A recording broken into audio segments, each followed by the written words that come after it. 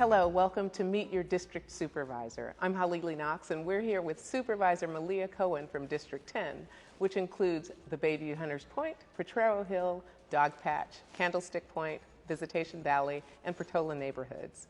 Supervisor Cohen started her first term this January, so she's new to the board.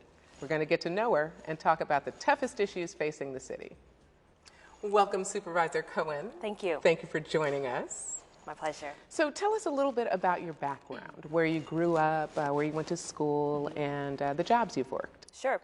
I'm a native San Franciscan. I grew up in the Portola neighborhood most of my childhood. I went to Lakeshore Elementary School, Aptus Middle School, and Lowell High School. I love to talk about Lowell. It's a fantastic school, great alumni.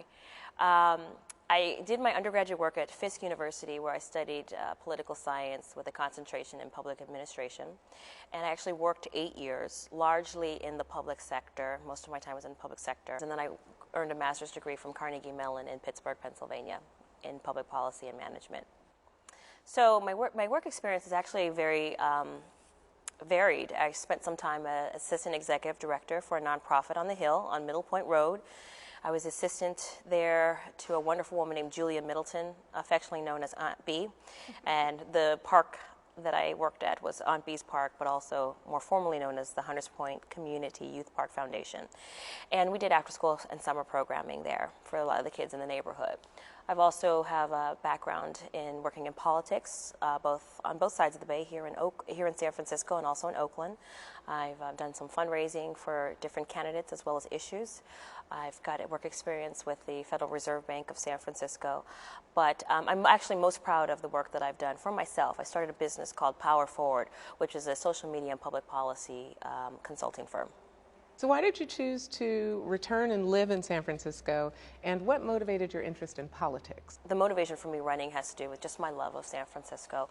And when I look around, I look at my neighborhood and I see the changes that are happening. I see people picking cans out of the garbage.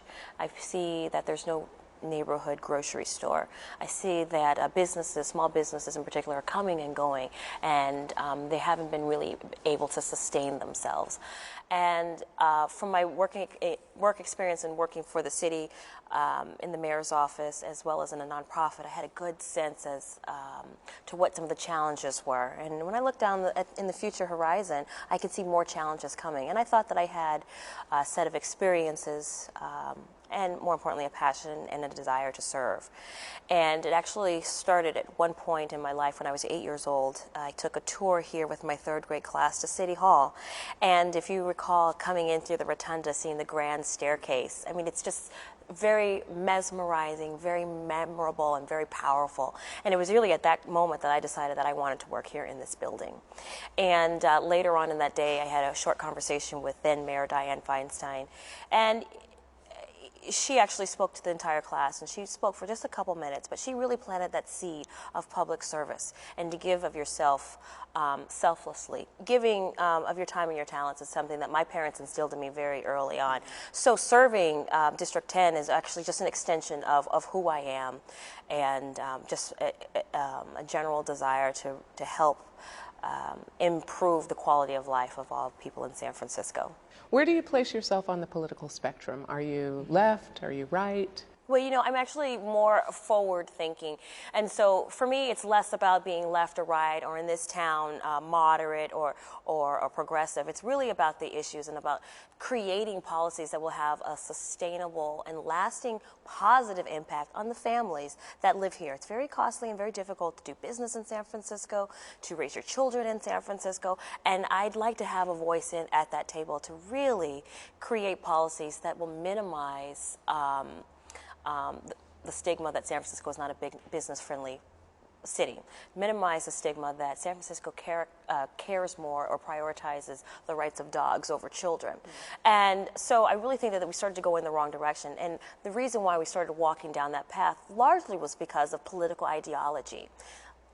When you deal with me, you're dealing with the facts, less about politics. I really want to have a positive impact on the city overall, specifically District 10, bringing it into, connecting it to the city. I mean, it largely has been left left on the fray. People have been left to defend for themselves, and I'm honored to have been elected to serve, to be the next advocate for the next 4 years, hopefully the next 8 years, to really protect, defend, and to serve for the residents of District 10. We're going to talk a little bit more about some of the issues facing District 10. Before we do, I'd like to know a little bit about what you learned campaigning for supervisor. Was there anything surprising? Yes. Talk to me a little about that experience. A couple things I learned. First, I learned that a lot of the conversations that we have about our neighborhood and our community actually happens in silos. So we've got folks in Visitation Valley only talking with Visitation Valley. We've got folks in Bayview, again, only talking within a very small corridor of 3rd Street in the Bayview Merchant Corridor. We don't have people talking to the Potrero Hill Merchants Association, Dogpatch Neighborhood Association, all these different fragmented conversations happening, largely talking about the same thing: crime, keeping the streets clean, businesses, supporting small businesses, maintaining the city, the neighborhood, making sure the city and the neighborhood is livable and vibrant for everyone.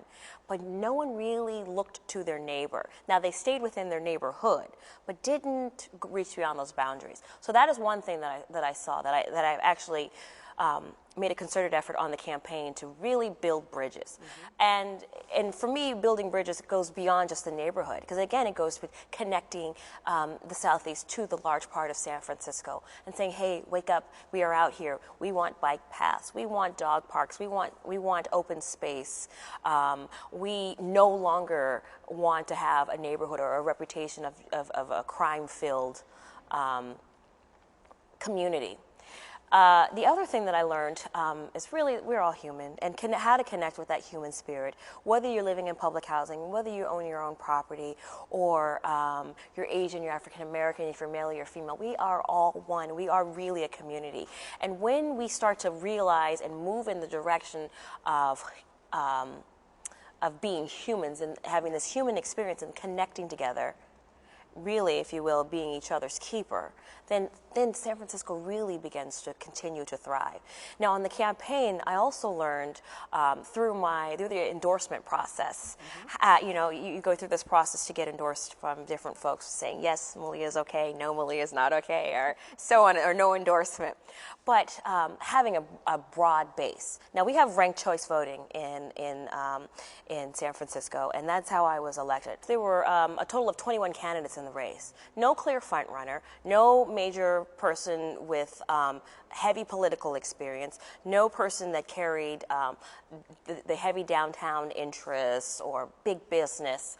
So you had a lot of 21 candidates just all kind of on equal feel, on an equal keel, even keel. And so what I saw very quickly was the strategy to being successful was to build coalitions and also to approach your communication in a multilingual approach. See, in my district, it's one of the most ethnically diverse parts of San Francisco. So in campaigning, we incorporated that. My campaign team was ethnically diverse. I had seniors, I had young people, I had all different types of volunteers. I had folks that could speak Chinese, they could speak Spanish, they could speak Tagalog, they could speak Samoan, all coming together and reaching out one by one to bring people in. And it was a certain level of momentum that attracts people. We had a phrase, we all do windows, we all do floors. I wouldn't ask any of my volunteers to do anything that I wasn't willing to do. If we were at the bus stop in the morning, I was at the bus stop in the morning with you, handing out literature. And I really think that that's critical, a critical piece to bring into City Hall, that I am elected to lead, but more importantly to serve. And that is my number one focus point is I'm here to serve. So when you call me, I'm here, I'm at your service. So let's talk a little bit about issues facing San Francisco, issues facing your district, and how you're going to balance the needs of San Francisco at large against the needs of your district in particular. Well, I actually see the needs of San Francisco and the needs of District 10 not being counteractive or counterintuitive, but when we address the needs of District 10 residents, we also address the issue of folks that are living in the Mission, that are also people that are working class people, people that have blue collar jobs, and really that is really paramount on and centered on education. So for young people, making sure, ensuring that we're providing them a quality education in public schools. So I serve as chair on the Select Committee. That's a committee between the members of the Board of Supervisors and members on the school board, coming together to address some of the challenges. And on this particular case, when we're talking about education, again, we're talking about working class communities, the Excelsior, the OMI, as well as the Bayview, the Portola, all these neighborhoods, they're smaller enclaves, but we're still faced with the same kind of challenges academically. Now, when our schools begin to perform stellar academic programs, then businesses will continue to relocate because their employees will want to live in San Francisco and want their kids to be educated here as well. You see it's a cyclical and symbiotic relationship. Another challenge, we've got the highest unemployment rate in the southeast part of San Francisco. Now, San Francisco, before, the numbers are starting to come down a little bit. We had high unemployment rate in the mid to latter part of last year, but it's starting to, the market is starting to normalize, but we still have high unemployment, and it goes back to education. So what I'd like to see are pathways to careers. Not everyone is going to grow up and become a doctor and a lawyer or a journalist, fantastic TV host. You see? So what do? Well, we live in a society where we need engineers, we need sound engineers, we need graphic designers. There are people that prefer to learn with tactile with their hands, and so they like mechanics. So we need to bring back some the shops back into our schools and allow people an opportunity for a different pathway. If nursing is a pathway, validating the hair and makeup industry. You and I both know we spend a lot of money in that industry, and you don't need a college degree. You just need a passion, an art form, an outlet. And so validating it and creating pathways for young people to go down those paths. If you want to become a nurse, here's a course at the Southeast College or at San Francisco City College to take you down that course. And you introduce these ideas to the students while they're in high school, while they're still engaged, where they haven't disassociated and just totally pulled out. And I think we'll also begin to see more of, particularly our African American men, becoming more involved in education. I've talked to he was then the police chief, and now he's the district attorney, Gascon. He had a really good idea about a young junior academy that would take San Franciscans, teach them certain skills that they would need in order to get into police academy. You can make a wonderful living as a police officer, and again, I'm very big on public service. The same kind of a notion with the fire department. These are careers that you don't normally think about when you're in high school. You oftentimes are relegated to a path to go to a four-year university. Well, that's not for everyone, but there's an opportunity for everyone to work. That's the main point that I'm trying to drive home. So when we talk about the issues, there's two that stand out for me: education and economic and workforce development. Stimulating the local economy. We've got the 3rd Street Merchant Corridor and an opportunity to revitalize what I consider to be the main artery of the Bayview district, of the southeast quarter. 3rd Street is a pretty long street. If you take it from AT&T Park and went all the way down to Candlestick Park, there's a lot of opportunity there.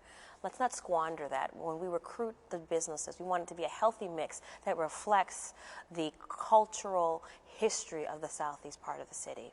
What are your thoughts on how the city can deal with the budget issue? We are really in a very difficult time financially, as a country, as a state, and here as a city and a county. And we've got a multi-million-dollar deficit. And what I see is that we've got competing priorities. Okay, tell me more about that. We've got a whole host of nonprofits and service organizations that provide a service to as a social safety net for people. So if people aren't able to, they're not bringing enough money, they get on CalWorks or they get on some kind of aid. If we cut that aid, it has an adverse effect on a population that needs it. I'd like to see the city continue to move in a direction where we're still prioritizing our youth and our seniors when it comes to our budget strategy. Now, I wasn't fortunate enough to be named to the budget committee, but I will be exercising my voice through this budget process to really guide us through this precarious system. I think we need to have a very serious conversation about our pension, and Supervisor Ellsburn really carried the torch on pension reform, and to some degree, Jeff Adachi even tried to have a discussion also about pension reform. Phil Ting, our city assessor, just started the conversation about Prop 13, and so there are several policies that are in place on the state level and on the local level that's having an adverse effect on our financial health locally. So we're kind of in a quandary. We can't really move beyond that until we remove the blockages. Prop 13 is a serious block. It would free up hundreds of thousands of dollars, if not millions, that could be brought into the public schools. That can also be in cash that can be infused in our local, or for that matter, our state economy. So that's a very complicated question, and one that I've only brushed the surface on. That's another segment.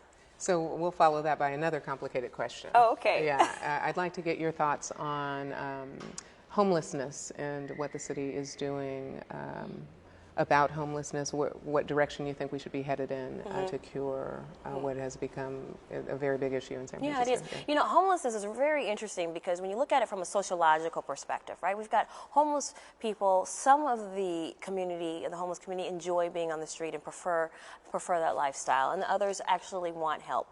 But I think when we need to do a better job of taking care of those mentally ill, because when you're on the street and you listen to the homeless folks or you watch them interacting, you see that they're a little disturbed.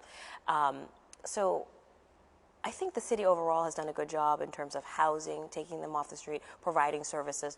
The program that Mayor Newsom started, Project Homeless Connect, connecting members of the homeless community to services, dental, vision, massage therapy.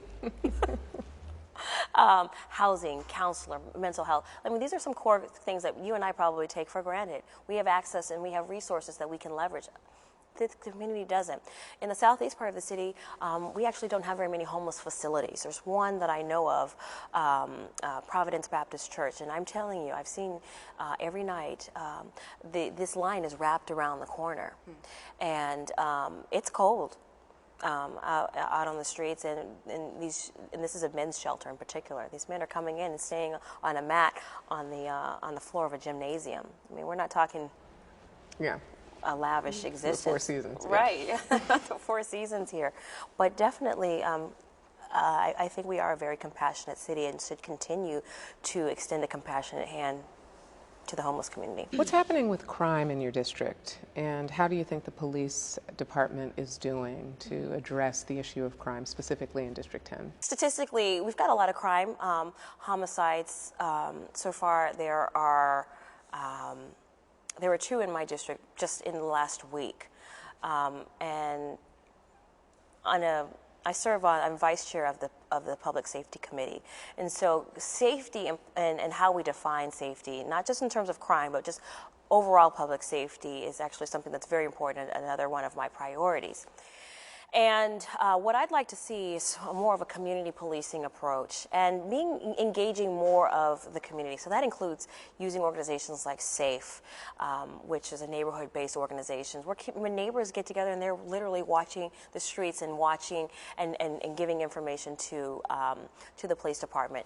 Think about taxi cabs. They're all over the city. They also can be the eyes and ears of the police department if trained properly. I think we could also better utilize the sheriff's department. They have the same training as members of the police department, and I think that warrants we could have a healthy conversation and and considering partnering,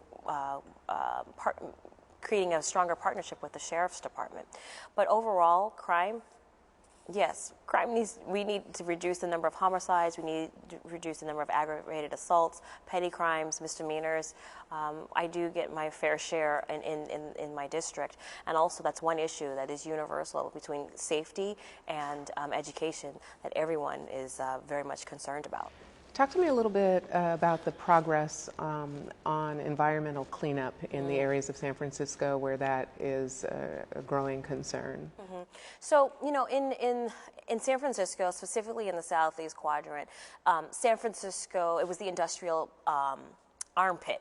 We've got the dump in the district. We've got the two major toxic sites. We've got the shipyard and we've got Slage Lock site. Both of those toxic chemicals that are still in the ground are from earlier activities, business activities. Then we also have the PUC, the water treatment plant in the district. For me, the environment and the quality of the environment is actually very important. And there's a direct relationship with the high asthma rates that I have in my community, the high breast cancer rates in particular, but also breast cancer, and even to some degree childhood obesity. There's a correlation between the environment that people are growing up in. So when we talk about my legislative priorities, the environment is also on that list of priorities. Minimizing asthma, maintaining there's an asthma task force that we will continue to keep implemented from my predecessor started, addressing the challenges and educating people on healthy lifestyles, exercise, healthy diet. When we talk about the environment, it's about the foods that we're taking into our body, our stress level, and also a component that is not often discussed is our mental health. So from my perspective, mental health, physical health, all factor into the environment that people are living in. If it's in their small, immediate home, if it's in their neighborhood, in their block, or if it's the whole southeast quadrant. Either way you dice it up, we have had our disproportionate share of challenges. And a large part of that has to do with the reasons that has happened is policy priorities that the city has implemented. We have an opportunity, this goes back to jobs. The PUC is going to have a $1 billion project of